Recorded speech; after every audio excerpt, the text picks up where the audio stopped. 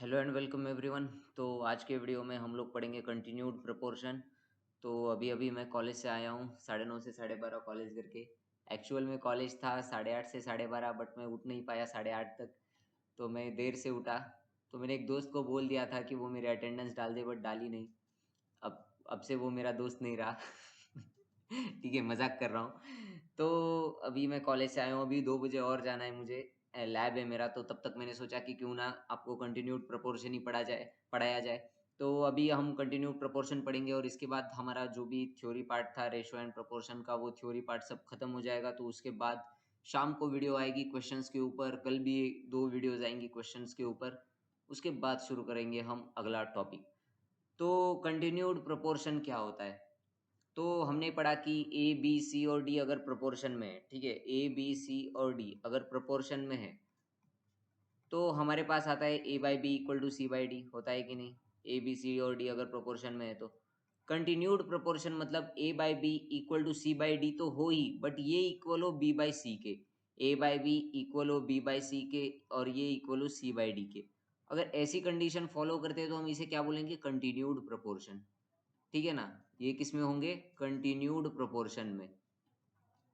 Proportion में तो होंगे ही, A by B equal to C by D होगा तो, बट वो अगर बी बाई सी के भी इक्वल होगा तो हम बोलेंगे कि ये 4 नंबर्स किस में? कंटिन्यूड प्रोपोर्शन में।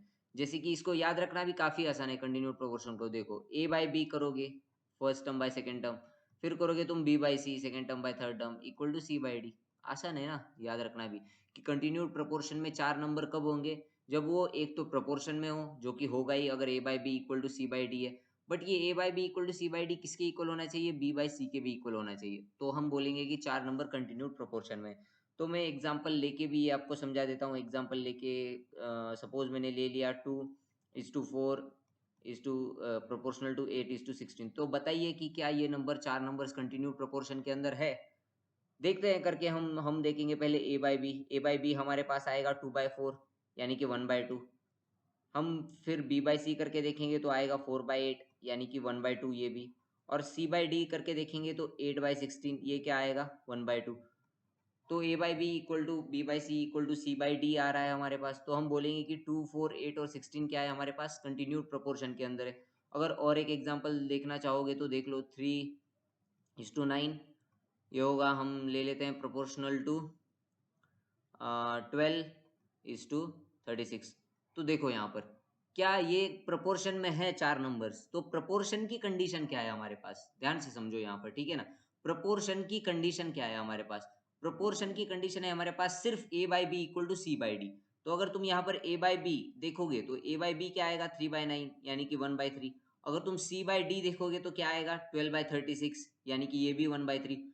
तो ये 4 नंबर्स प्रोपोर्शन के अंदर तो है। ठीक है, यहाँ ये 4 नंबर्स हमारे पास प्रोपोर्शन के अंदर तो है, क्योंकि प्रोपोर्शन की कंडीशन क्या है हमारे पास? प्रोपोर्शन की कंडीशन सिर्फ ये है कि A by B equal to C by D अगर होगा तो A is to B proportional होगा सी इज टू डी के। तो ये 4 नंबर्स प्रोपोर्शन में तो है, बट क्या ये 4 नंबर्स कंटिन्यूड प्रोपोर्शन में है? तो कंटिन्यूड प्रोपोर्शन के लिए हमारे पास सिर्फ A by B equal to C by D होने से काम नहीं चलेगा। हमारे पास होना चाहिए A by B equal to C by D तो होना ही चाहिए, बट वो होना चाहिए इक्वल बी बाई सी के भी।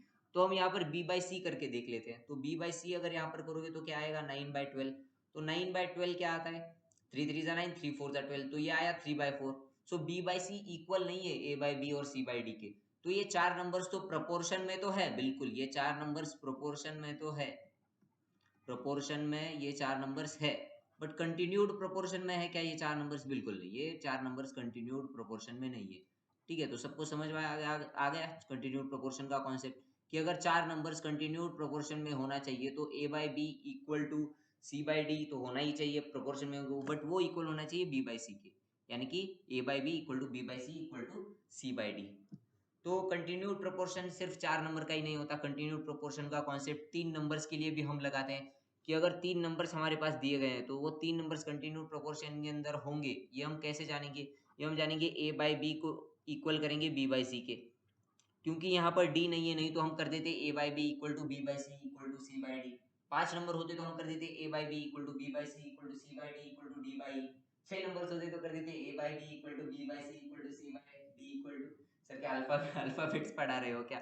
नहीं, बस बता रहा था कि ये कंटिन्यूड प्रोपोर्शन का कॉन्सेप्ट हम जनरली कितनी भी नंबर ऑफ टर्म्स के लिए लगा सकते हैं। ठीक है, तो यहाँ पर 3 टर्म्स है तो हम लिखेंगे a by B equal to b by C. तो क्या अगर तुम्हें समझो किसी क्वेश्चन में दिया गया हो a और c और तुम्हें बोला गया हो कि ये 3 नंबर कंटिन्यू प्रोपोर्शन में है, तो क्या क्या तुम b की वैल्यू निकाल सकते हो? बिल्कुल निकाल सकते हैं हम। देखो यहाँ से क्या होगा, यहाँ से होगा B square equal to A C, तो b की वैल्यू क्या आएगी, root of A C plus minus root of A C. ठीक है ना, प्लस माइनस में आएगी b की वैल्यू। तो 3 नंबर भी कंटिन्यू प्रोपोर्शन में हो सकते हैं, 4 नंबर भी कंटिन्यू प्रोपोर्शन में हो सकते हैं, 5 नंबर अगर दिए गए हो ए बी सी डी और ई, और बोला गया है कि ये नंबर कंटिन्यू प्रोपोर्शन में है, तो यहाँ पर कॉन्सेप्ट क्या लगेगा, ए बाई बी इक्वल होगा बी बाई सी के, ये इक्वल होगा सी बाई डी के, ये इक्वल होगा डी बाई ई के। ठीक है, 6 नंबर्स दिए गए हो तो ये इक्वल होगा ई बाई एफ के। ठीक है, 6 अगर नंबर्स दिए गए हो तो 7 नंबर्स दिए गए हो तो ये होगा एफ बाई जी के। हाँ बहुत ज्यादा हो गया सर ये, बस करो अब। ठीक है, बस करते हैं यहाँ पर। कंटिन्यू प्रोपोर्शन का कॉन्सेप्ट जो कि बहुत ही चिल्लर सा कॉन्सेप्ट था, बहुत ही चिंदी सा कॉन्सेप्ट था, कि अगर 4 नंबर्स कंटिन्यू प्रोपोर्शन के अंदर है ए बी सी डी, तो होगा A by B equal to B by C equal to C by D. Similarly अगर 3 नंबर्स कंटिन्यू प्रोपोर्शन के अंदर है ए बी सी, तो होगा A by B equal to B by C. ऐसे ही कितने भी नंबर्स अगर कंटिन्यू प्रोपोर्शन के अंदर होंगे तो हम निकाल सकते हैं। तो कंटिन्यू प्रोपोर्शन का कॉन्सेप्ट यहीं पर खत्म होता है। शाम में वीडियो आएगी फिर से क्वेश्चंस के ऊपर। अब तीन तीन वीडियोस आएंगी क्वेश्चंस के ऊपर, ये अच्छे अच्छे क्वेश्चंस करेंगे, उसमें 3 4 आ सकती है। तो स्टे ट्यून्ड और पढ़ते रहो। अभी मुझे जाके खाना खाना है पहले, उसके बाद लैब भी जाना है। तो और अभी सिर्फ 2 3 आईआईटीज ही ऑफलाइन चल रही है, बाकी की सारी आईआईटीज ऑनलाइन चल रही है। तो हम लोग दोस्तों को ऐसे चिढ़ाते हैं कि देखो तुम्हारा ऑनलाइन है सब कुछ, हम लोग ऑफलाइन में मजा कर रहे हैं। बट मजा नहीं है यहाँ पर, बहुत ही शेड्यूल ऐसा टाइट शेड्यूल है 2 3 दिन का।